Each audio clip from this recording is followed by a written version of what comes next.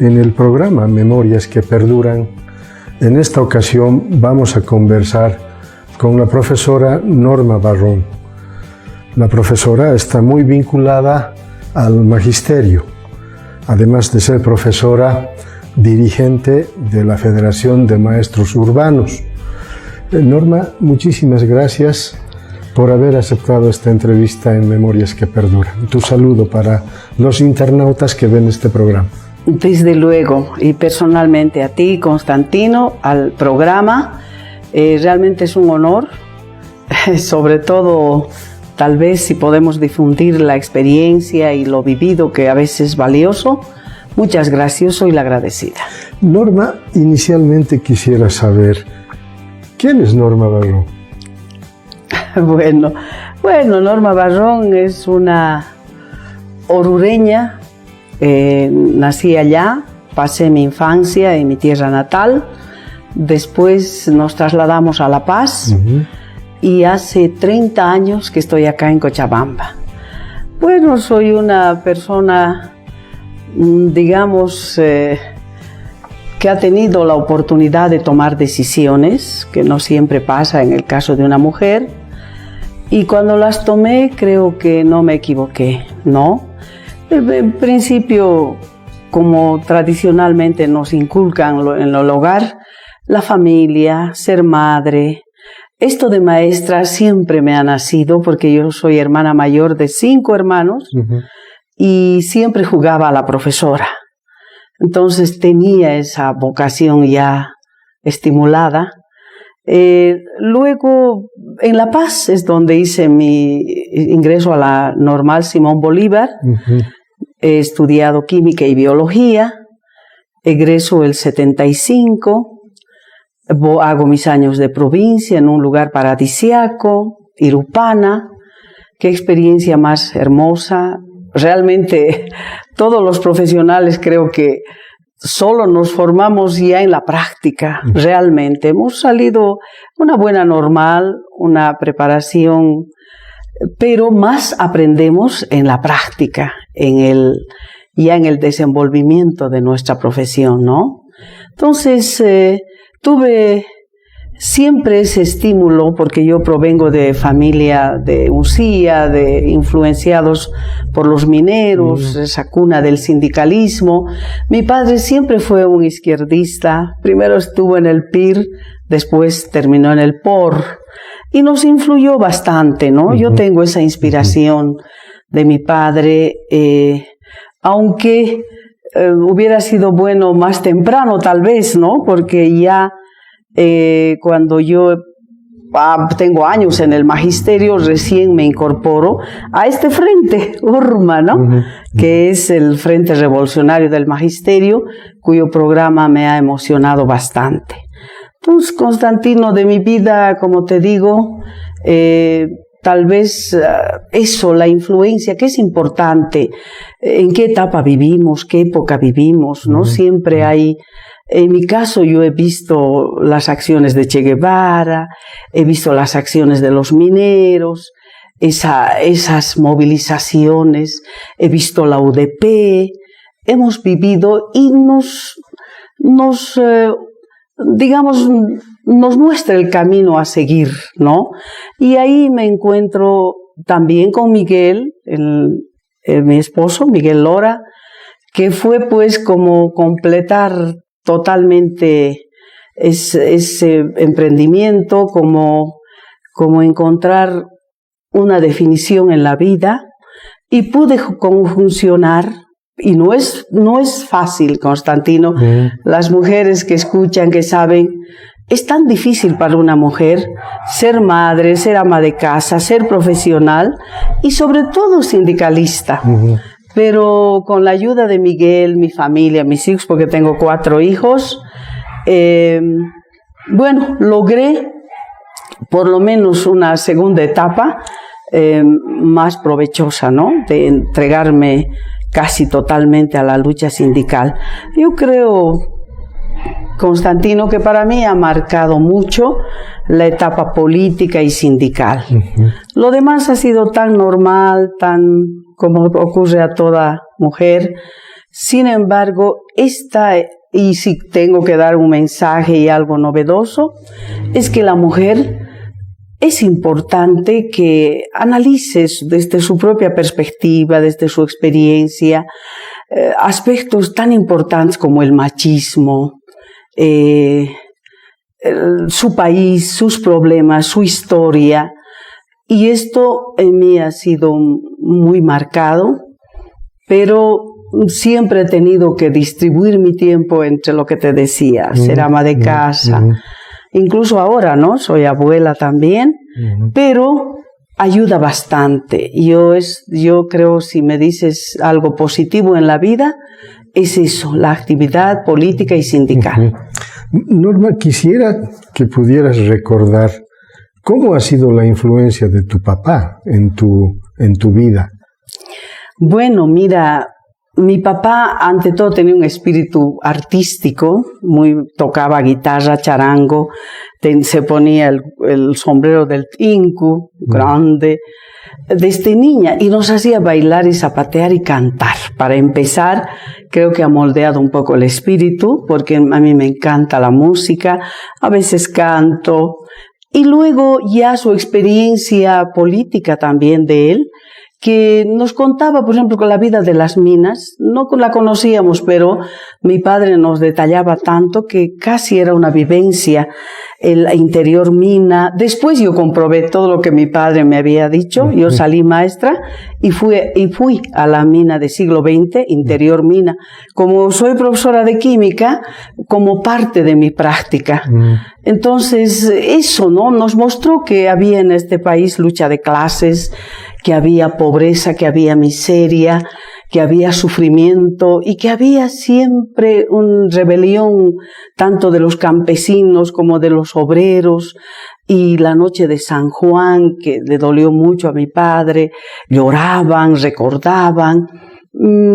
Eso, y inmediatamente ingreso así con ese estímulo a ser parte de la actividad política del POR, que realmente en esa línea trotskista que aún no me considero totalmente, me falta mucho para ser realmente trotskista, pero complementó tan maravillosamente que me ha ayudado mucho, ¿no? He podido... Norma, ¿y en qué circunstancias nace la necesidad así de militar en el POR? En la vivencia. Yo, maestra en La Paz, había el movimiento febril del magisterio, la huelga de hambre siempre. Yo, maestra, claro, ya llevaba 10 años de egresada, pero me impresionó una huelga de hambre hecha por los maestros paseños, esas asambleas, esa movilización. Y bueno, y sobre todo mi pareja, porque también él era protagonista, ¿no? Y te digo, evidentemente había persecución, vivíamos dictaduras realmente. A Miguel, por ejemplo, mira, no era nada raro que lo disparen en la calle, que le tomen preso, que lo lleven en una movilidad, pero siempre estaban ahí las masas, estaban los maestros, y yo fui parte de eso, ¿no? Cuidando a los hijos, obviamente, en la casa, con las tareas domésticas, pero también maestra y viviendo estas etapas. Entonces, eso me inspiró mucho, que yo tenía que tomar un rol protagónico, sobre todo Constantino, y los más jóvenes creo que no saben. El 89 en La Paz se dio una huelga de hambre, pero histórica, ¿no? Y nunca más tal vez hemos vuelto a repetir. Justamente José Luis Álvarez, Miguel Lora, Telmo Román, por un bono. El gobierno del MIR no quiso reconocer un bono, más o menos en el mes de octubre, ¿no? Se instala agosto, septiembre, y octubre nos niegan este bono, el bono de $100 era, imagínate, una conquista, pero para el magisterio, y ahí ingresa Miguel, y parecía que, bueno, la movilización, y pasan 24 días, y ellos hicieron una huelga ejemplar, una huelga a la irlandesa, como llaman, solo agua, pero en 24 días estaban agonizando. Entonces ahí surge el papel protagónico de la compañera, la esposa, porque Miguel y los compañeros ya estaban casi inconscientes. Y ahí venían los intereses de la burguesía, ¿no? Cuidando sus intereses, el gobierno del MIR. Y decían que la esposa defina sacarlo al moribundo, igual la madre de los otros compañeros. Y nosotros con esa firmeza, porque ellos nos hicieron jurar que iban a morir allá. Imagínate esa experiencia, esa desesperación. Claro, yo me dijo, aquí no me muevo si no conseguimos el bono, que nos paguen el bono. Y bueno, mira, se hizo estado de sitio. Fíjate cómo eran los movimientos. El magisterio lograba eso. Se generalizó la lucha. Niños, obreros, campesinos, mercados, todos salían hasta que el gobierno, al más o menos finales de noviembre, declara estado de sitio para llevarlos a la clínica, a ellos, moribundos, nos paga el bono y retomamos la normalidad. Pero en mí se quedó pero una huella profunda, una experiencia dramática, momentos, porque yo pensé que Miguel iba a morir. Mis hijos entraron en huelga de hambre también, mi suegra en huelga de hambre. Yo lo tomé de rehén al ministro de Educación, Baptista Gumucio. O sea, hicimos acciones en las calles. Yo me iba a parar frente a la Central Obrera Departamental, la sede de los Fabriles, en San Francisco, y gritando a voz en cuello, que nunca había hecho eso Constantino, después ya se volvió rutinario, gritar, hacer un mitin, yo solita, sacar a los dirigentes y bloquear las calles, así, de la nada, ¿no? Pero era el ímpetu, era la desesperación de que nuestros compañeros mueran, y nosotros, ¿qué hacemos? ¿No?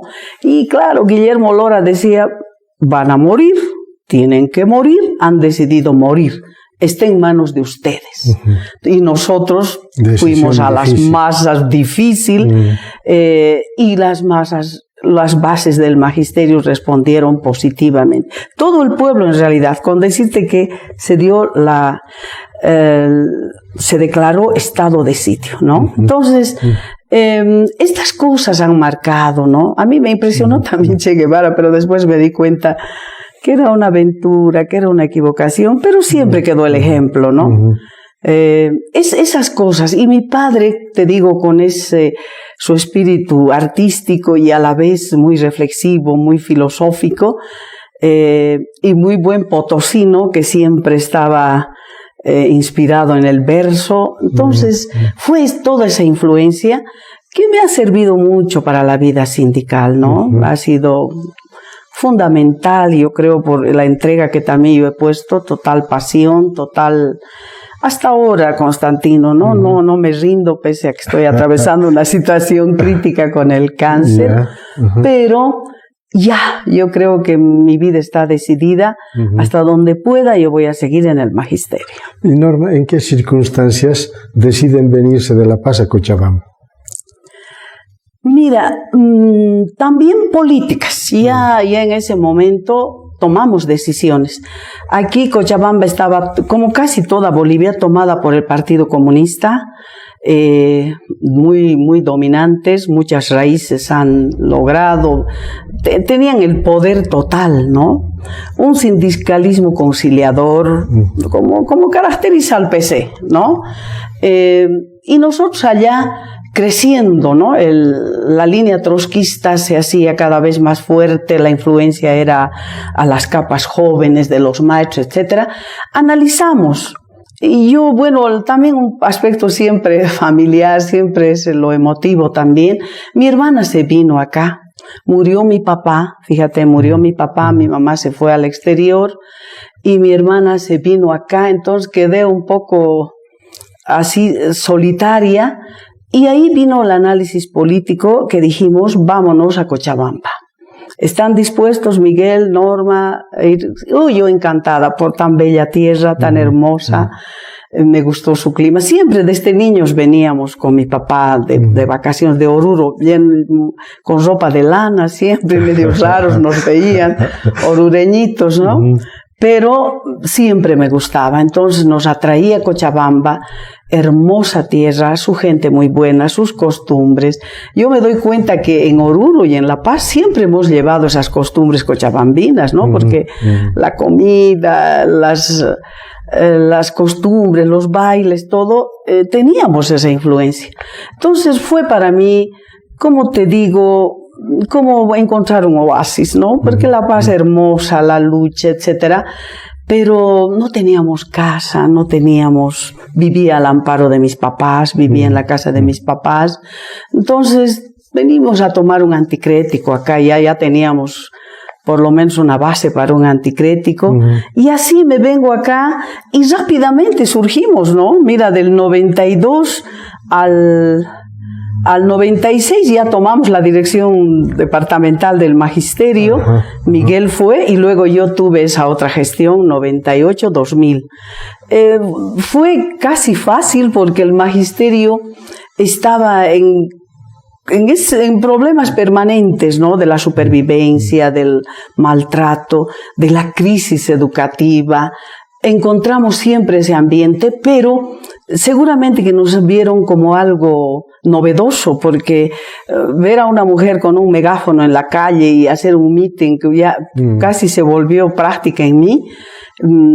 Solía hacer eso en el pago de haberes, los maestros sufríamos también el pago de haberes, colas inmensas.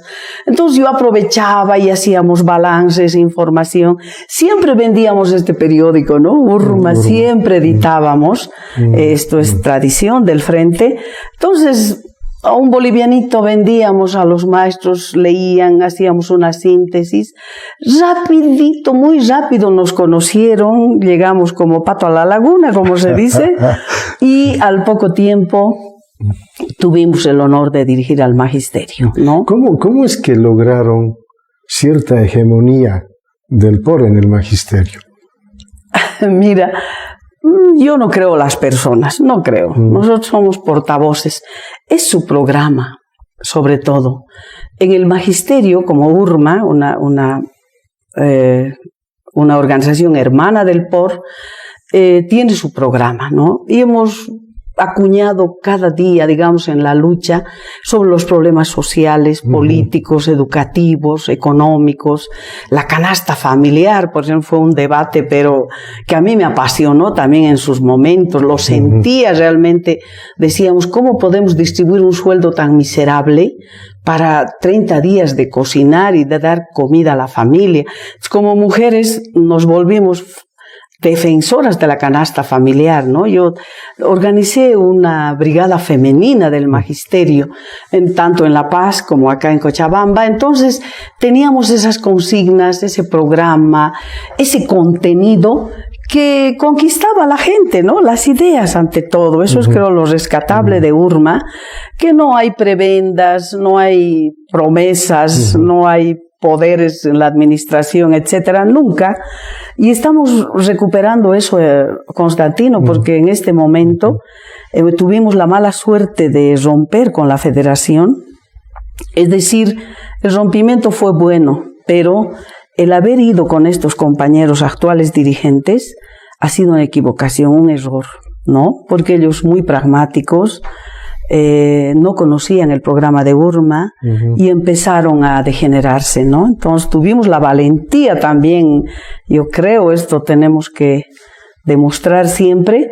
En su momento hemos roto, hemos bajado a las bases, 6 dirigentes, se han quedado 12 o 15 creo, pero estamos en pleno debate. Nosotros creemos que somos los portavoces de este programa, lo hemos acuñado, te decía, día a día, lo defenderemos siempre. Ahora nos están usurpando la sigla incluso, pero las bases saben, ¿no? Aquí lo importante es los hechos, ¿no? Cómo te defines, cómo te muestras a la gente. Esa constancia, además siempre nos dicen, ay, lo mismo, pero es que en Bolivia no ha cambiado nada, ¿no? Siempre el hambre, la miseria, la desocupación, la crisis de la educación no se ha superado. Entonces tenemos que seguir hasta que algún momento podamos avanzar.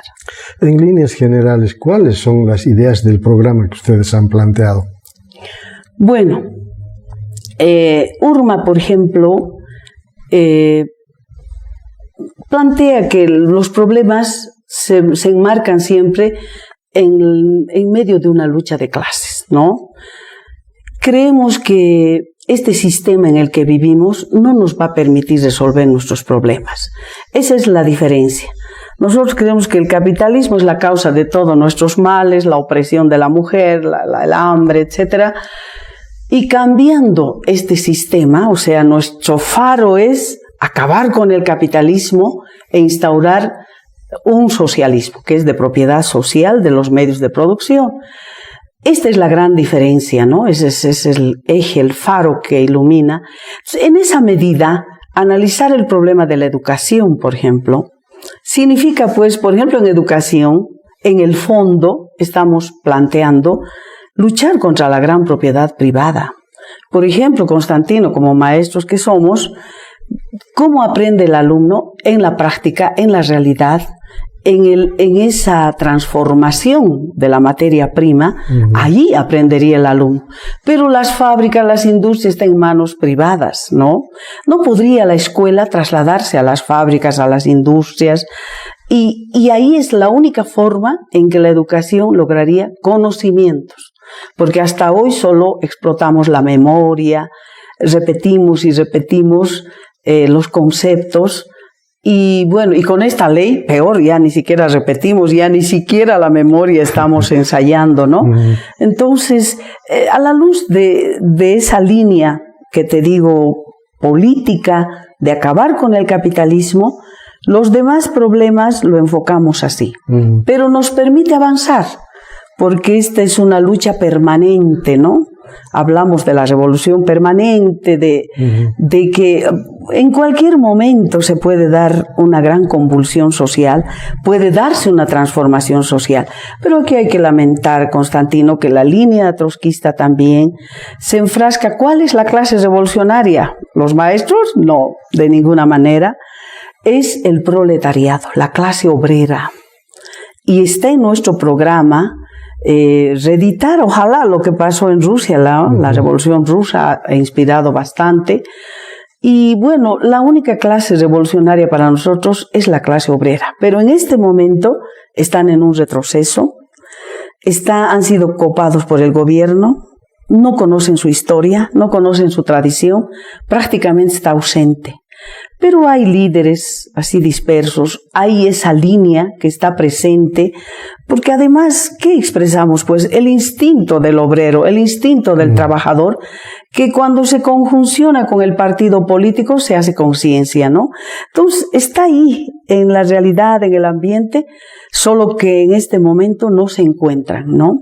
Y sobre todo las condiciones objetivas, pues, ¿no? Están dadas, yo diría, porque Bolivia ha sufrido el desencanto del MAS, no cree en nada, no cree en la vieja derecha, ni en la derecha del MAS, entonces está buscando una perspectiva, y bueno, lamentablemente no estamos visibles, muy visibles, pero es la única izquierda que está presente, ¿no?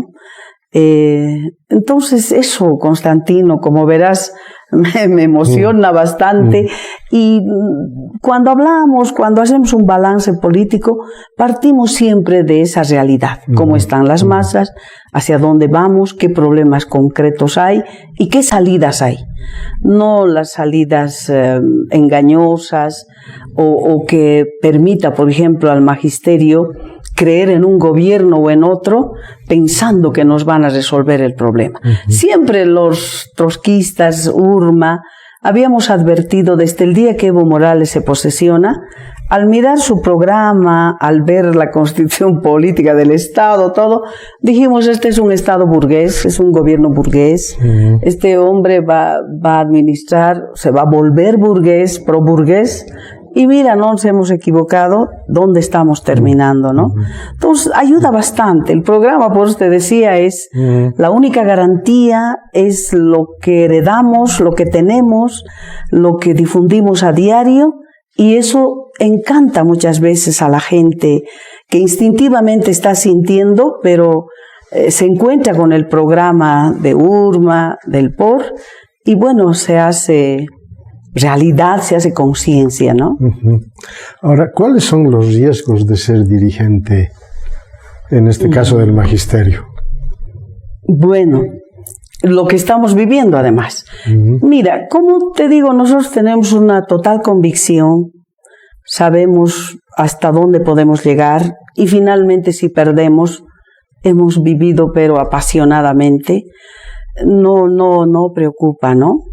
Pero yo veo en las demás tendencias que como no tienen una perspectiva, como no, solo es momentáneo, ¿no? Hasta ganar tal elección, hasta tomar la federación, hasta ser del sindicato, muy limitados. Nosotros siempre hemos visto más allá, ya seamos dirección o seamos base. Entonces, y hay una enfermedad que se llama la burocratización, que es lo que ha sufrido mi federación actual. Los dirigentes se dejan comprar, convencer, se alejan de las bases y ya luchan por sus intereses, ¿no? Por ejemplo, buscan carguitos, buscan para la familia, mejoran en sus cargos. Si tú ves, digamos, la mayoría de los maestros de Urma, los verdaderos urmistas, no hemos acaparado nunca ningún beneficio de ascenso profesional, ¿no? Miguel ha sido maestro de aula hasta el día que se ha jubilado, yo estoy en lo mismo. Vilma Plata también, José Luis Álvarez. Nunca hemos ido detrás de alguna prebenda o un oportunismo inmediato. No es otra, ni siquiera directores, no es nuestra ambición, sino maestro de llano para tener ciertas libertades también. Entonces, yo veo ahora a los jóvenes actuales ese pragmatismo, esa burocratización. Mi federación es la muestra de aquello, no da un paso más allá. Están los problemas presentes, pero el dirigente se resume a hacer un discurso radical, pero no toma ninguna acción.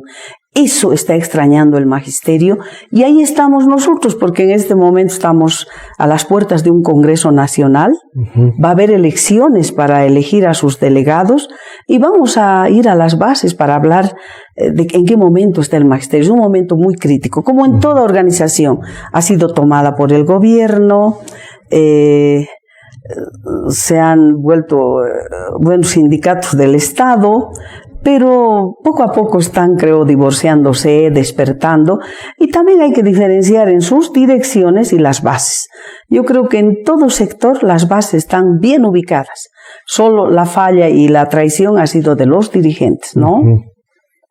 Bueno, ahora toquemos un poco el tema de la reforma educativa.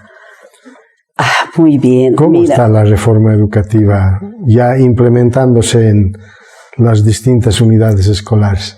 Mira, Constantino, yo soy maestra de 45 años de servicio, ¿no? Y seguro que además has transcurrido varias reformas. Muchas reformas, de Banzer, incluso soy del Código de Educación, que consideramos que ha sido un avance en ese momento, ¿no? Ha sido, en el momento político, el liberalismo ha hecho muchas cosas, desde la fundación de nuestras normales, ese honor de ser maestros formados en normales, eso ha sido un factor que ahora vemos que ha retrocedido tanto, ¿no? Pero, como te digo, la crisis de la educación es eso, de separar teoría y práctica, ¿no? Casi nuestras clases son teóricas dentro del aula, suplantamos esa realidad con el texto. Ese es un problema hasta mundial, no solo en Bolivia, ¿no? Pero el concepto del conocimiento nos dice cómo es cuando se encuentra el sujeto y el objeto en la realidad. Y en este caso te decía, tiene que ser donde se transforma la materia prima, porque ¿para qué queremos? ¿Qué tipo de hombre? ¿Qué profesional vamos a formar? ¿Cómo se va a encarar su época? El desarrollo tecnológico, etcétera, ¿no? Entonces, ese es un problema que nadie resuelve. Pero, te digo, hemos tenido reformas que nos han permitido discutir, mejorar programas, profundizar un poco lo científico, adecuar los temas de secundaria para la universidad, etcétera. Pero la ley 070 viene con ese carácter etnocentrista, viene en un subjetivismo total, se imaginan ellos lo que podría ser, por ejemplo, la descolonización, educación productiva comunitaria, sociocomunitaria, productiva, tecnológica. Nada de eso se cumple. Nuestras bases curriculares de esta reforma ya lo dicen todo, ¿no? Choca con la realidad. Entonces, fíjate ya en el contenido curricular y todos los pasos que se ha dado, que son siempre improvisados de parte del gobierno, ha cansado al maestro, ha decepcionado, nos hace sentir pero como castigados, ¿no? Mucho aspecto burocrático, muchos informes. El maestro ha dejado de tener esa relación maestro-alumno donde se para frente al alumno a explicar un tema, a ver cómo hace entender, agrupar. No, tenemos que estar escribiendo el informe, que ahora un poco ha disminuido, pero seguimos en lo mismo, ¿no? Te digo, es la peor reforma que yo he vivido, sinceramente, sobre todo porque le está quitando el carácter científico a la educación. Yo soy profesora de química y biología, nos han rebajado las horas a la mitad, ¿no? La carga horaria, pobres alumnos, donde pasaba yo 2 horas o a la semana 2 veces a 2 periodos, ahora un hito, ¿no? Entonces, es lamentable eso que ha pasado, recortar materias, por ejemplo, sociales ha desaparecido, ahí ha afectado a mi sector porque la profesora de biología se ha vuelto profesora de geografía, ¿no? Y eso es una improvisación. Y la de geografía tenía que dar biología y química. Ahí ha venido una gran improvisación, una falta de respeto a nuestros alumnos. Mira, en síntesis, ya la reforma educativa está fracasando totalmente. Ya estamos en querer recuperar. Yo estuve en un encuentro en Tiquipaya, y con esto termino para decirte hasta qué punto llega la impostura, hasta qué punto está, yo creo que tomando caminos errados. Por ejemplo, en Tiquipaya han instalado, como dice la ley, educación técnico-humanística. Una infraestructura hermosa tenemos allá, 2 unidades hermosas, que así Evo cumple, etcétera. Y para implementar gastronomía, implementar electricidad, contabilidad, pero no tenemos ni un clavo, ni un elemento más para ejecutar. No hay cocinas, no hay, o sea, el equipamiento no hay. Solo infraestructura. Solo la infraestructura. Y mira la conclusión que llegan, ¿no? Ya los autoridades masistas dicen, estos 4 años vamos a dar pura teoría. Y a partir del 2021 va a haber 2 años de práctica. Fíjate cómo puede ser gastronomía, contabilidad. Hemos dicho que es un extremo ya demasiado insultante a la inteligencia, ¿no? Yo incluso decía al señor alcalde, porque estuvimos todos reunidos, autoridades, no podemos hacer un esfuerzo. Yo incluso quisiera escuchar al revés, le dije que primero sea la práctica y después la teoría, porque eso ya se generaliza ya más fácilmente, pero no pues al revés, o sea, tiene que hacer un esfuerzo por equipar, porque el alumno haga, desarrolle, porque no hay bachiller técnico humanístico. O sea, con ese ejemplo te estoy mostrando que es inviable la ley 070, pero ahí tenemos que ver los maestros qué hacemos, ¿no? Aunque hemos planteado en la desesperación también la autonomía integral de la educación, igual que en la universidad, que nos permitan a los maestros tomar decisiones, que el gobierno no intervenga, ni el Estado, que nos den total plenitud y libertad. Y sí, la economía tiene que dar el Estado, ¿no? Sí, mantener la educación. Pero estamos en esa es la discusión actual que tenemos. Claro, si la reforma educativa plantea tantos vacíos en realidad, ¿qué es lo que están haciendo ustedes como profesores ya en la práctica cotidiana?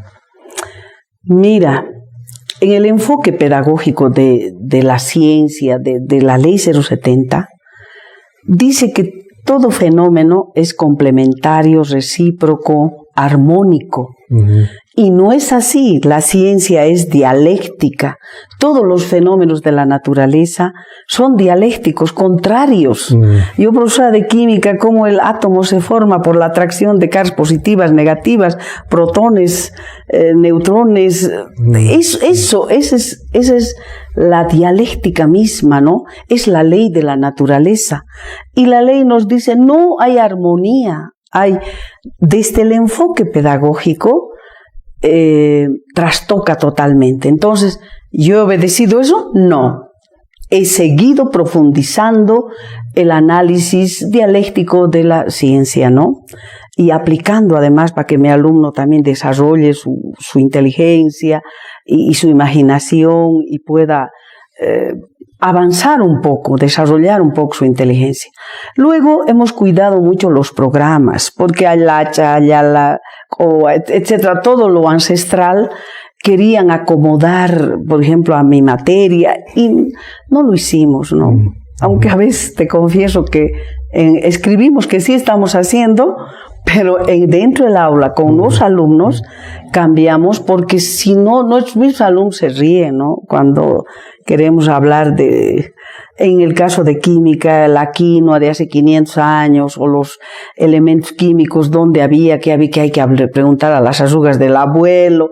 Esas cosas no lo hemos hecho, ¿no? Felizmente, y hemos tratado más bien los maestros con la experiencia y conocimiento que tenemos, lectoescritura, las materias troncales en primaria, pero aún así está viéndose ese fracaso. Por ejemplo, ese encuentro que hubo, te digo, en Tiquipaya, nos enfrentamos con los padres de familia. El padre de familia decía, el maestro de primaria no enseña.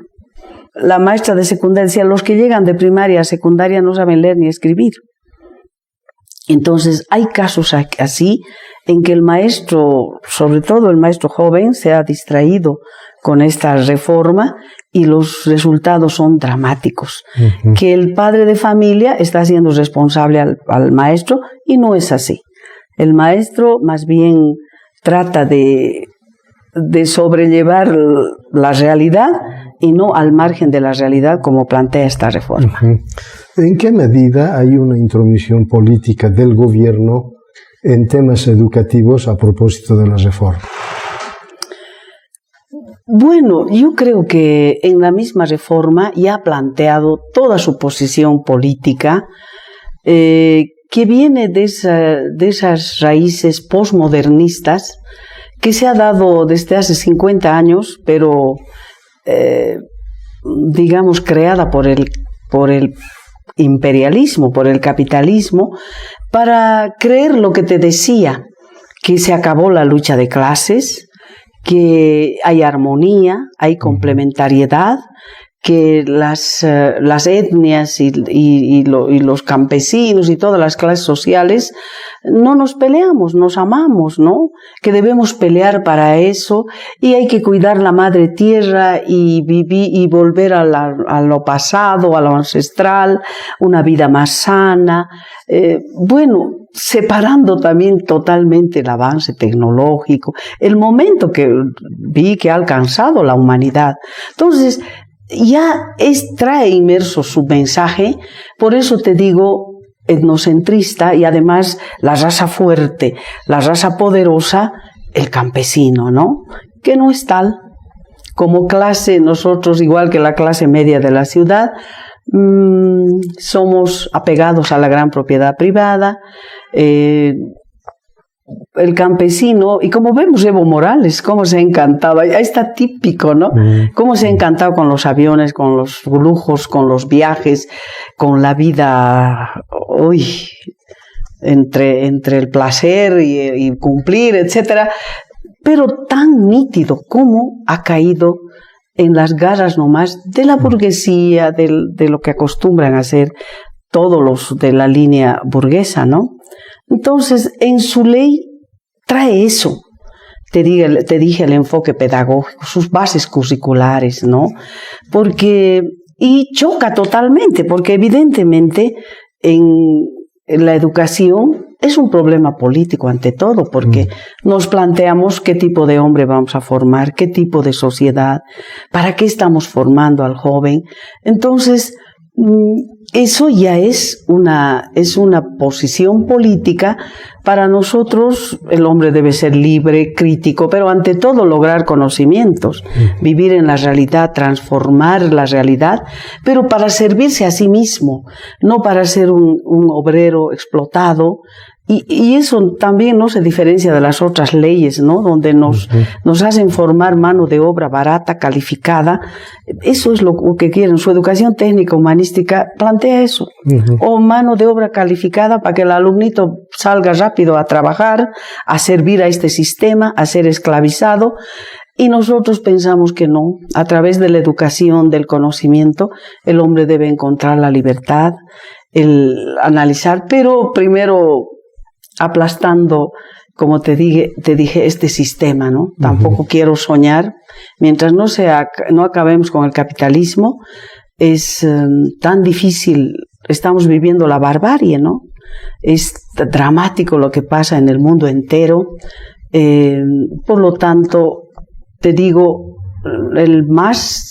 es un planteamiento político, posmodernista, que se ha implementado en todos los países latinoamericanos para que nos distraigamos, ¿no? El imperialismo nos ha lanzado ese debate de la igualdad, la desaparición de la lucha de clases, cuando la realidad es otra. Siempre invaden los poderosos a los oprimidos, etcétera.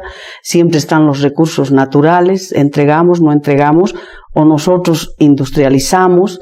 Esos son los problemas reales que la reforma no toma en cuenta. De continuar la implementación de esta reforma, ¿qué le espera a nuestro sistema educativo? Fíjate, ayer cuando veía también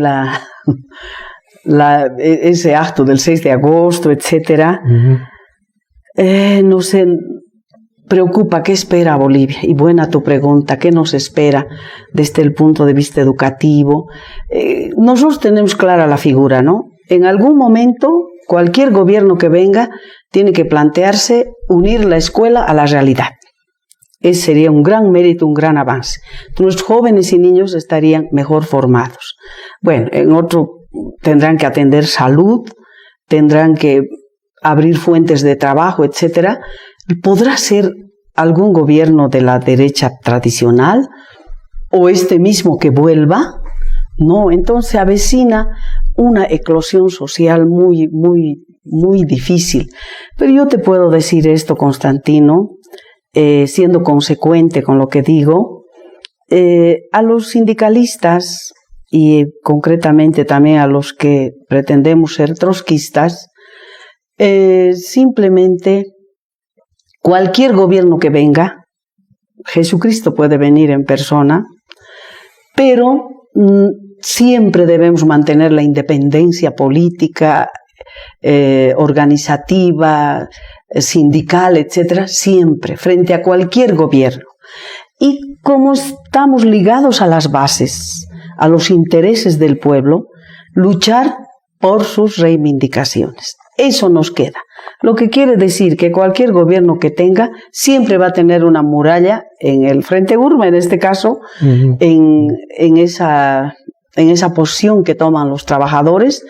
Nunca vamos a ir detrás de ellos porque mientras no se cambie el sistema burgués, vamos a estar siempre en el mismo ciclo, ¿no? Entran a robar, salen, se corrompen, no ha cambiado en absoluto. Entonces, pero de todas maneras la conciencia del pueblo, en este caso de los maestros, está cambiando, porque están totalmente escépticos ya ante cualquier promesa. Ahora, cualquiera que venga a prometernos el cielo y la tierra está arruinado porque nadie le va a creer, excepto lo que te dije, que una teoría y práctica que traslade la educación a los centros de producción, y eso es tan difícil, crear fuentes de trabajo realmente, no en promesas, ¿no? Entonces, ahí está, realmente perspectivas, es solo en la lucha, solo uniéndonos, solo planteando un programa así de nuestras reivindicaciones, nos va a permitir avanzar. Para concluir nuestra entrevista, Norma, ¿cuáles son los desafíos de aquí para adelante?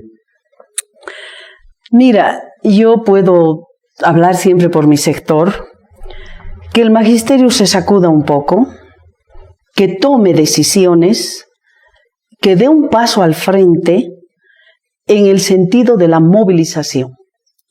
Porque hasta hoy, con direcciones tanto de la COP, incluso gran parte de nuestra confederación estaba copada por gente oficialista, no hemos podido organizar una lucha, porque de nuestras peticiones, de los problemas que estamos encarando, de salvar la educación fiscal única y gratuita, de lograr la unidad de la teoría y la práctica, de resolver el problema de la Caja Nacional. También la jubilación es importante, ¿no? Nosotros creemos que el que se va a jubilar debe irse con el último sueldo, el 100%, porque lo que ahora nos dan es casi la mitad y por eso nadie se jubila. Esas conquistas las tenemos que hacer con la acción directa, ¿no? Eso quiere decir con movilización frontal, unitaria, generalizar la lucha.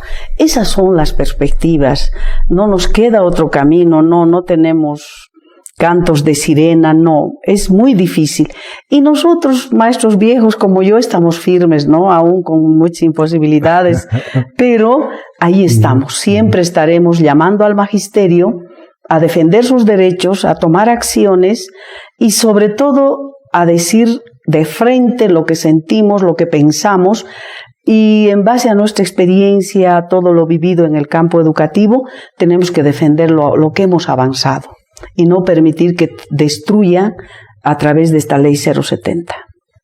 Norma, agradecerte por esta entrevista y tu despedida final del programa Memorias que Perduran.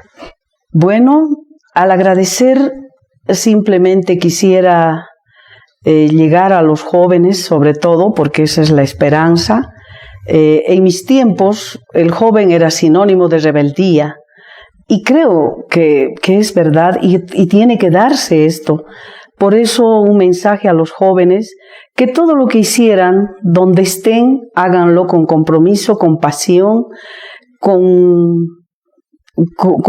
digamos, rebeldes con causa, ¿no? Con causa, como en algún momento fuimos, seguimos siendo, y bueno, agradecerte a ti y un saludo cordial a todos. Nos veremos ya en diferentes circunstancias, tal vez. Gracias. Gracias, Norma. Amigos del programa Memorias que Perduran, concluimos con esta entrevista a la profesora Norma Barrón. La profesora ha incursionado en la actividad sindical en el magisterio, en el frente denominado URMA, del Partido Obrero Revolucionario, el POR, a quienes tradicionalmente nosotros conocemos como trotskistas. Su trabajo desde el magisterio ha sido fundamental, sobre todo en la organización y la reivindicación de los profesores que, por cierto, necesitan también atención de parte del gobierno, no solo con una reforma educativa que busca mejorar la calidad de la educación, pensar también que los profesores, siendo parte del sistema educativo, necesitan mejor atención de parte del gobierno. Y bueno, en sus palabras finales ha señalado que los jóvenes tienen que buscar ser rebeldes, pero sobre todo rebeldes con causa, con compromiso, con justicia social. Amigos del programa, será hasta otra oportunidad. Hasta pronto.